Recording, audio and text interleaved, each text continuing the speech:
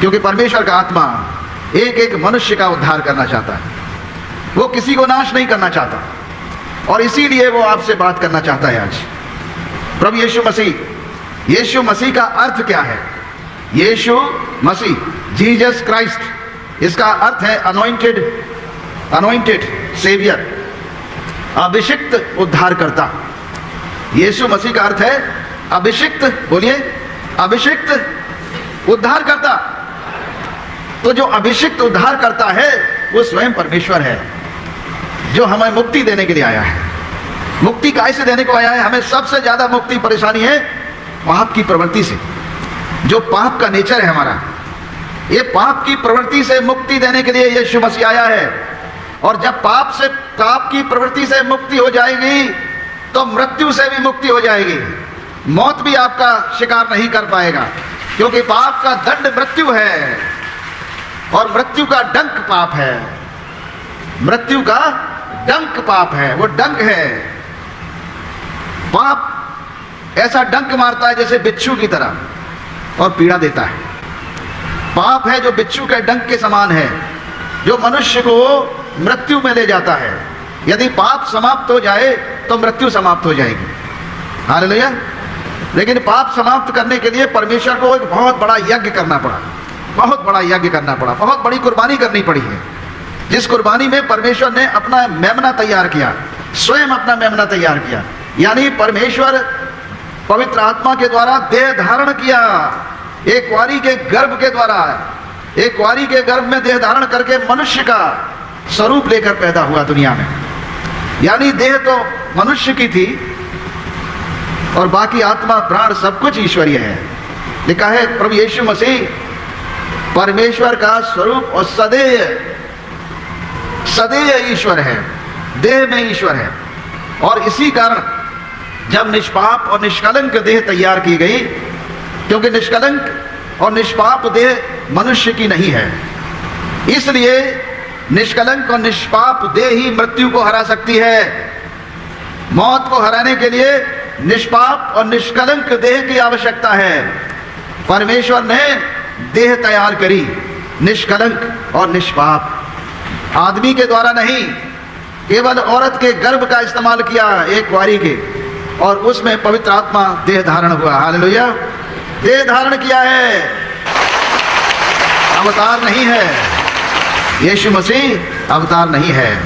देह धारण में और अवतार में अंतर है। अवतार हो सकते हैं, हम लोग होते हैं, लेकिन देह धारण जो है परमेश्वर किया है, उसे जरूरत नहीं है किसी अवतार की। हम लोग नबी हैं सब, लेकिन अवतार नहीं हो सकते, अवतार की आवश्यकता नहीं उसको।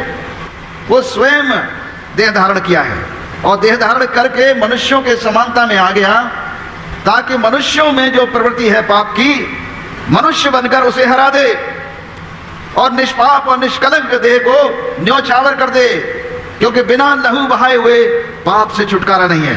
समस्त को प्रेज लॉर्ड। नमस्कार मोर प्रिय माने, वर्तमान आपण माने प्रभुंकर वाक्य को प्रभुंकर दासों द्वारा आपण शुणुथिले। वास्तव में मानव जगतर लोक मानकु पापरु परित्राण देवा पाई प्रभु जीशु ख्रीष्ट जे एही जगत रे मनुष्य रूप नहीं आसिले, ताहा आमानक मध्यरे से कहूथिले। आपण समस्ते जानती 2025 वर्ष पूर्वे जीशु को कालवरी क्रूस रे बलिदान करागला। आउ से बलिदान हेबार कारण कौन ताहा अनेक लोक माने जानते नाही। तेणुक ख्रीस्टियन मानकु अनेक लोक माने, ख्रीस्टियन विरोधी माने कहते तम जीशु तो कालवरी क्रूस रे कंटारे से मरीगले, किंतु से माने जानी नाहांती जे प्रभु जीशु ख्रीष्ट कालवरी क्रूस रे ही निज जीवन देवा पाई से आसीथिले। से कालवरी क्रूस रे निज जीवन को देले सत, से पुनर्बार तृतीय दिवस रे पुनर्जीवित हेले। आउ से ही प्रभु जीशु ख्रीष्ट आम समस्त लोक मानंकु, समस्त पापी को पापरु मुक्ति देवा पाई से कालवरी क्रूस रे निज जीवन को देले। आज से ही परमेश्वर जीवंत अटंती, आउ से ही परमेश्वर मृत मानक मध्यरु उठी अछंती। से ही प्रभु जीशु ख्रीष्ट एही जगत को आसिला पोरे से कौनसी पाप कले नाही, बरम से निष्पापी थिले। आउ समग्र मानव जगतर पापी मानकु पापरु मुक्ति देवा निमंते निजर से पवित्र रक्त को कालवरी क्रूस रे झरेले। प्रभु जीशु ख्रीष्टଙ୍କ ବିନା ପାପରୁ ମୁକ୍ତି ନାହିଁ। ଆଉ ପ୍ରଭୁ ଯୀଶୁ ଯେ ଆମମାନଙ୍କୁ ପାପରୁ ମୁକ୍ତି ଦିଅନ୍ତି ଏହା ଆମେମାନେ ବିଶ୍ୱାସ କରିବା ଆବଶ୍ୟକ ଅଟେ। ଆଜି ସାରା ପୃଥିବୀର ଲୋକମାନେ ନିଜ ନିଜ ପାପରୁ ପବିତ୍ର ହେବା ପାଇଁ ପାପରୁ ମୁକ୍ତି ପାଇବା ପାଇଁ ସେମାନେ ଅନେକ ବଳି ଚଢ଼ାଉଛନ୍ତି। ମୋର ପ୍ରିୟମାନେ ସେ ସମସ୍ତଙ୍କ ପାଇଁ ବଳି ଏକମାତ୍ର ପ୍ରଭୁ ଯୀଶୁ ଖ୍ରୀଷ୍ଟ ହେଇଛନ୍ତି। ଆଉ ଦ୍ୱିତୀୟ ବଳି କୌଣସି ବଳି ନୁହେଁ ଯେଉଁ ବଳି ଦ୍ୱାରା ଆମେମାନେ ପାପରୁ ମୁକ୍ତି ଦେଇପାରିବା। ଏହି ଦୁନିଆରେ କାହାର ଏମିତି ରକ୍ତ ନାହିଁ ଯେଉଁ ରକ୍ତ ଆମମାନଙ୍କୁ ପାପରୁ ମୁକ୍ତି ଦେଇପାରିବ। କିନ୍ତୁ ପ୍ରଭୁ ଯୀଶୁ ଖ୍ରୀଷ୍ଟ କେବଳ ଆମମାନଙ୍କୁ ପାପରୁ ମୁକ୍ତି ଦେବା ପାଇଁ ସେ ନିଜ ଜୀବନକୁ କାଲବରୀ କ୍ରୁଶରେ ବଳିଦାନ କଲେ। ଆଜି ସାରା ପୃଥିବୀର ଲୋକମାନେ ଏହି ବିଶ୍ୱକୁ ବିଶ୍ୱାସ କରି ସେମାନେ ପ୍ରଭୁ ଯୀଶୁଙ୍କ ନିକଟରେ ପ୍ରାର୍ଥନା କରି ନିଜର ସମସ୍ତ କରିଥିବା ପାପ ଅପରାଧକୁ ସେମାନେ ସ୍ୱୀକାର କରୁଛନ୍ତି ଆଉ ଯୀଶୁଙ୍କୁ କ୍ଷମା ପ୍ରାର୍ଥନା କରୁଛନ୍ତି। ସେ ହିଁ କେବଳ ଆମମାନଙ୍କୁ କ୍ଷମା ଦେବା ପରମେଶ୍ୱର, ପାପରୁ ମୁକ୍ତି ଦେବା ପରମେଶ୍ୱର ଯୀଶୁ ଖ୍ରୀଷ୍ଟ। ତାହାଙ୍କ ବିନା ଆଉ ଦ୍ୱିତୀୟ କେହି ନାହିଁ।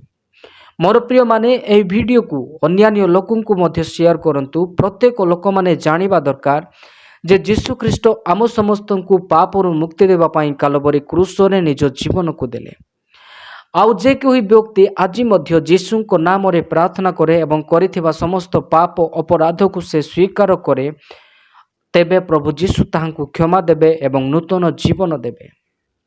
ଏହି ପୃଥିବୀରେ ଥିବା ପ୍ରତ୍ୟେକ ଲୋକମାନଙ୍କୁ ଯୀଶୁଙ୍କଠାରେ ବିଶ୍ୱାସ କରି ଯୀଶୁଙ୍କର ଶିକ୍ଷା ଅନୁସାରେ ଚାଲିବା ଆବଶ୍ୟକ ଅଟେ। ଯେ କେହି ଯଦି ପରମେଶ୍ୱରଙ୍କର ବାକ୍ୟ ଯୀଶୁଙ୍କର ଶିକ୍ଷାକୁ ଅନୁଗମନ କରେ ଆଉ ପାପରୁ ମନ ଫେରାଇ ପ୍ରଭୁଙ୍କଠାରେ ସମର୍ପିତ ହୁଏ ସେହି ବ୍ୟକ୍ତି ସ୍ୱର୍ଗ ରାଜ୍ୟର ଭାଗୀଦାର ହେବ। ଏହି ଦୁନିଆରେ ତ ଅନେକ ଲୋକ ଜନ୍ମ ହୋଇଛନ୍ତି, ଅନେକ ଲୋକମାନେ ମରିଯାଇଛନ୍ତି, କିନ୍ତୁ କେହି ମଧ୍ୟ ଯୀଶୁଙ୍କ ବିନା ସ୍ୱର୍ଗ ରାଜ୍ୟ ଯାଇପାରେ ନାହିଁ। କାରଣ ସେ ସ୍ୱର୍ଗୀୟ ପରମେଶ୍ୱର ଏହି ଧରା ପୃଷ୍ଠକୁ ମନୁଷ୍ୟର ରୂପ ନେଇ ଆସିଲେ, ଆମମାନଙ୍କ ପାଇଁ ସେ ବଳିଦାନ ହେଲେ। ଆଉ ଆମେ ଯେ ପ୍ରକାର ତାହାଙ୍କୁ ବିଶ୍ୱାସ କରି ନିଜର ସମସ୍ତ ପାପକୁ ଯୀଶୁଙ୍କ ନାମରେ ଆମେ ପ୍ରାର୍ଥନାରେ ଧୌତ କରି ଆମେ ଏକ ପବିତ୍ର ଜୀବନ କାଟିବା ତାହା ପରମେଶ୍ୱର ଚାହାନ୍ତି।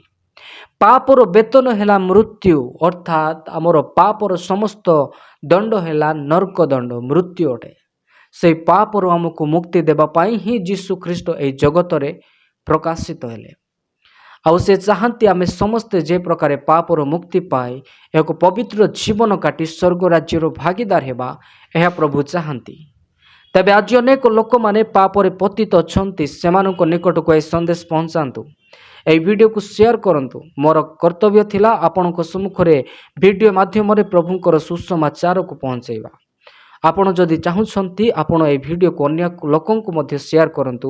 ଆଉ ପ୍ରତ୍ୟେକ ଲୋକମାନେ ଜାଣିବା ଦରକାର ଆଉ ପାପରୁ ମନ ଫେରାଇ ପବିତ୍ର ଜୀବନ କାଟିବା ଦରକାର।